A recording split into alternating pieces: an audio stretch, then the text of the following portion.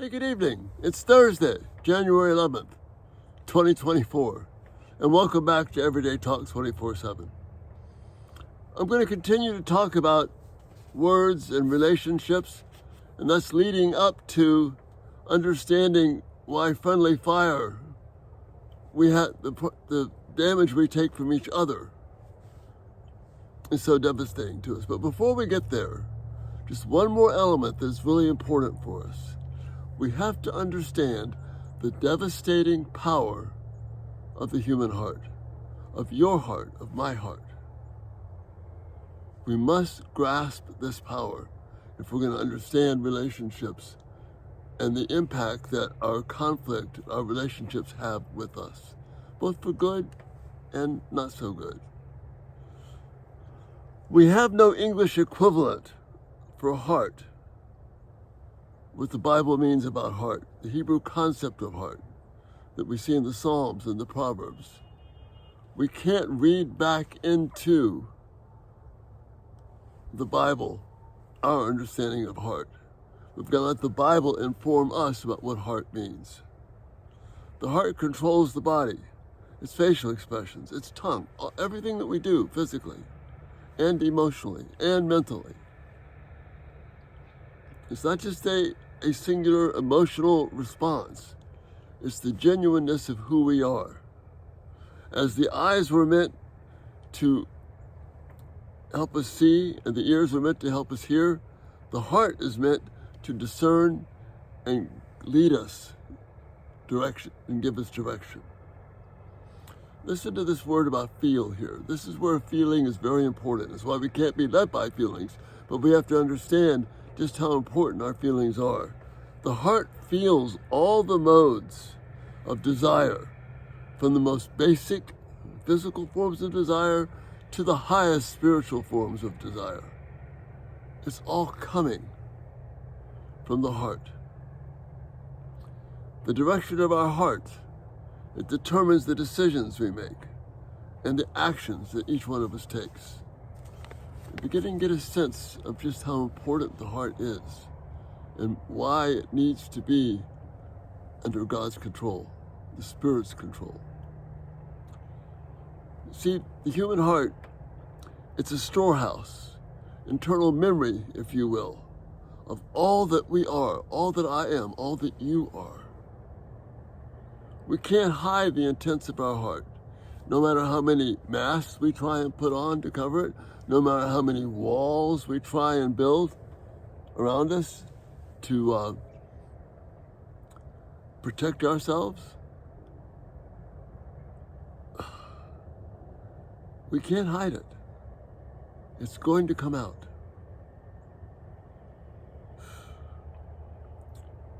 We can't hide the intent of the heart. We need to understand that when we're talking to people. It's not just words in a moment, but you're seeing a whole person's whole life experience. And when we recklessly trample on that experience, that's where the devastation comes. See, this is why reckless words that we talked about last night, they cut so deeply. It's why they wound so deeply. Words that are not guarded by the motivation to bring honor to God, not just in some religious sense, but in every moment and breath that we take. Words that are not guarded by this driving motivation to bring honor to God, they become emotional, relational, atomic bombs. And we see these explosions happening all through our lives. Sometimes relationships are damaged for not just days and weeks, but months, in many cases years, because we're not understanding the devastation, the power of the heart.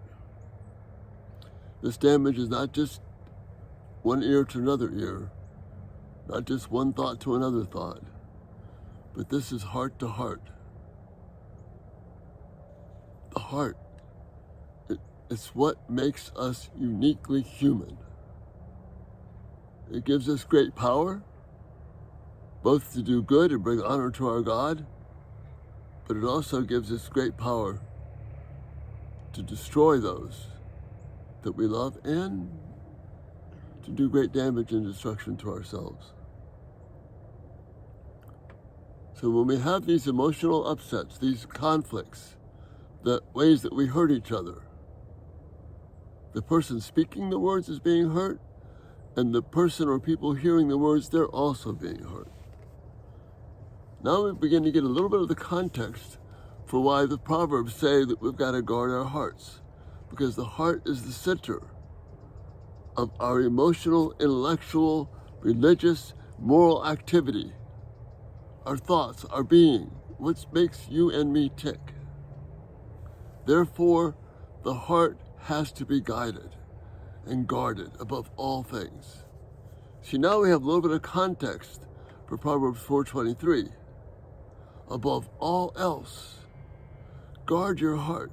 And the word for guard here is like guarding a prisoner, guarding something precious, something valuable. That's what's happening here. Somebody's got a problem with their horn somewhere. That's that guarding. It's a military guarding. It's a fierce guarding and protection. Above all else, guard your heart, for everything you do flows from it. I think that's probably the best translation. For everything you do flows from it. That's how vital the heart is. That's how important it is to us. So if we're going to talk about and understand the relational struggles that we have, why we hurt each other, why friendly fire is so devastating, we've got to understand the power of the heart. Not just the other person, but ours too. We've got to understand how our words can bring havoc to others and hurt them. We may think we're just defending ourselves, and we can have those reckless words, but those reckless words, like we talked about last night, thrust deeply into the heart of the person that we're talking to. That's why we may get reactions sometimes. Where did that come from? Because you have just opened the portal to a person's whole life experience. And it just comes erupting out before you. Sometimes they don't understand. Most of the time, we don't understand. Understanding the heart, guarding it. And the only way to guard it is to be totally committed to giving our lives over to Christ on a 24/7 basis. We want to guard our hearts because we are dealing with something that is so emotionally powerful, relationally powerful, that, as you know in your experience, and I've seen in my experience, people are devastatingly hurt. In God's word it says, guard that heart with a motivational love for God, to bring honor to his name and not to ourselves. We've got to guard our heart with that passion, because everything you and I do flows right from that heart that is unique in all of creation. Give me some thoughts about this. We're going to jump into the friendly fire thing, but we've got to have this as a foundation. Again, it's such a pleasure and honor to be able to talk to you each day. Thank you for being here. And again, it's just a huge blessing. And hope you enjoy the sunset. And Lord willing, we'll see you tomorrow. You have a great evening. Guard your heart. Good night.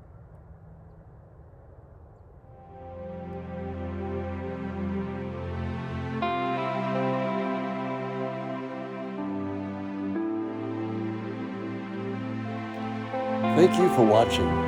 May God richly bless you as you seek to live for His glory.